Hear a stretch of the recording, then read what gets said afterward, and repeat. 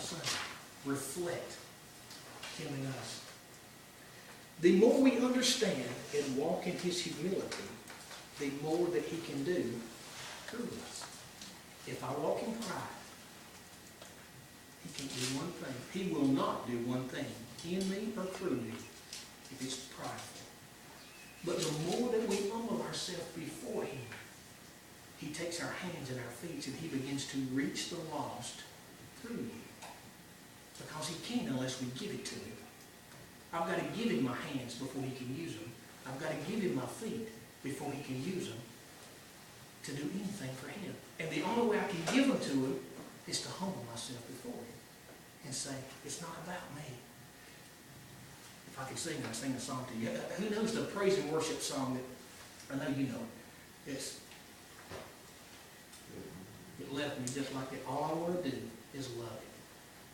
All I want to do is lay here right at His feet. You know that song? Man, I've played that song over and over and over in my mind. I had lay on the floor, and all I could do was weep before the Lord, and that song would just go over my mind. When your spirit's just broken, and you just want to love God, you just want to feel Him wrap His arms around you and hold you close and say, God, I just want to lay at your feet. That's all. I just want to love you. I just want to feel you love me. I want to humble myself before you and lay it at your feet. Pure humility. How important is it in our life? Matthew chapter 11. Flip over there in your Bible. You got Matthew chapter 11. We'll look at everything right here. Verse 28.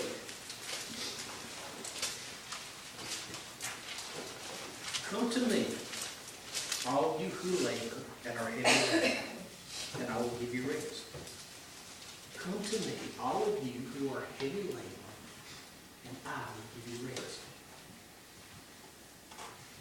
Heavy laden in the Greek, if you look it up in the Greek, means to load up, to overburden with ceremonial and spiritual anxieties. Loaded up with it. How many of us have been heavy laden? How many of you have ever felt heavy laden on your job, your home, taking care of family, church? We do that, don't we? The Greek means it says we're loaded up. We got our plate full. Verse 29 says this. Let's continue with verse 28 then. When we come to Him, He says that He will give us rest. The Greek brings it out this way. He will give recreation, intermission, a pause, a letting down of cords drawn tight. I don't know about you, but I've been through some things in my life that I needed a time out. You know, you just wanted to say, God, you know, let me catch my breath. I need a little intermission right here on what's going on. I'm not giving up on the fight. I'm not quitting, but I need a time out here. You know, Brother Rick, whenever we play softball sometimes, he'll holler time out if things ain't going good, you know. Time out. Let's talk about this thing a minute, Ralph. You know, let's roll right here. Sometimes you need a time out, don't you? You got to stop. You got to get your breath. You got to regroup a little bit, you know. He says, all of us that are heavy laden, He says, come to me and I will give you rest. But how do we come to Him to get rest? If we're stressed out, you know what we tend to do when we're stressed out and overburdened and overloaded? We go in. Especially guys. Maybe you ladies too, but us men, we go in. You know, we got to handle this. We got to somehow or another reach in and pull up that internal fortitude, and we got to stand. We're the man of the house. We got to make this thing go. We got to make it happen. And you know, sometimes that will swallow you up. Because you are tired, you're weary, you're wore out, you're overburdened. But He says, if you will humble yourself before me, I will give you rest. Sometimes I tell Patty, you know, when I get too much stuff going on, I say, I'm going listening. I'll be back. And I just hit the woods. I just go and walk and I sit and I listen. You know, I can't do all the talking. If I'm to hear from the Lord, I can't do all the talking. I've got to listen. You know, He gave me 2 ears and 1 mouth, so that should tell me that I should do twice the listening as I do the talking there. So sometimes I get that backwards, and I do 4 times the talking as I do the listening there. But sometimes you got to go listening. Just find your place, your quiet place, and just sit and listen. You know, my thing is the woods. I love the nature. I hear the birds sing. I'm a outside guy. I just love nature, and I can sit in the quiet and see the handiwork of God. Just look around and see what He's made, and listen to the sights and the sounds, and it speaks peace to my spirit there. And then when I have slowed down enough to humble myself before the Lord, lay at His feet, then I can hear His voice when He speaks. And you know, sometimes it's that I think, God, you've not been hearing me. Why won't you speak to me? I've been asking you, I've been praying about this thing, I've been reading it in the Word, but why are you not answering me? Why can't I hear what you've got to say to me? And once I get to the place where I finally humble myself before Him and listen, He's been speaking it all along sometimes. I'm just not hearing it because I'm overburdened, I'm heavy laden, and I've not took time to humble myself before Him and find His rest. I'll never forget Brother Fred Smith in a service years ago. He had a lot of stuff going on with his family. And a message was given out in tongues and interpreted directly to him. And it told him to rest in the Lord. I'll never forget that. I was a young man. And I thought, wow, man, for God to speak directly to one person of all the people in the world and say, rest in the Lord. You know, that touched my heart, and it wasn't for me, you know, and I've thought about that over and over the years, you know, what a powerful thing for God to say, God, just rest.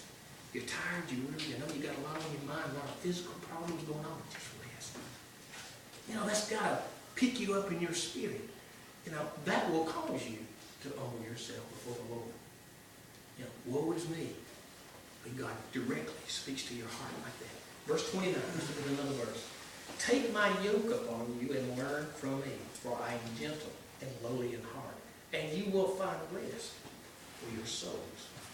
The Greek word for yoke is obligation. So he says, take my yoke upon you. What actually is it that he's wanting you to take on? If yoke in the Greek, in its original meaning, was obligation. Take my obligation on you. The yoke is the ability to learn from Him about humility in its purest form. This is how He spoke of Himself. Let's read verse 29 again. Take my yoke upon you and learn from me, or take my obligation upon you and learn from me. This is what He says about Himself. This is what gets me. He's the King of Kings. He's the Son of the living God. He is the Word of God that has become flesh and dwelt among men. He is from heaven on high. Of all of the words that He can use to describe Himself, look at how He describes Himself here. He says, for I am gentle and lowly in heart, and in me, and you will find rest for your souls. The way He chose to describe Himself was, I am meek and lowly in heart, humble. Humility in its purest, unadulterated form. Of all of the things that He could have said He was, we know who He is. We know that He's the creator of the universe. We know that He spoke this world into existence, that He breathed into man's nostrils and made him a living being after the likeness and similitude of God. That He took a rib from the man and He formed a woman and made man and woman. The things that He did, that He placed this world on its axis and slung the stars into their place into the sky and set the greater light of the day and the lesser light of the night. He did all of this, and yet He chose to say of Himself that He was meek and gentle. Wow. What does that tell me? That I should be. How important is pure humility in a Christian's life? If we say that we want to be Christ-like, and if we say we're Christians, what are we really saying? What does that mean? Christian. Christ-like, right? So that means that you're saying because you have give your heart to the Lord that you are like Christ. Now, we know that we're not like him in the perfection that he is, but if we say we're Christians, that means to the very best of our ability, we're doing our best to be and mirror Christ.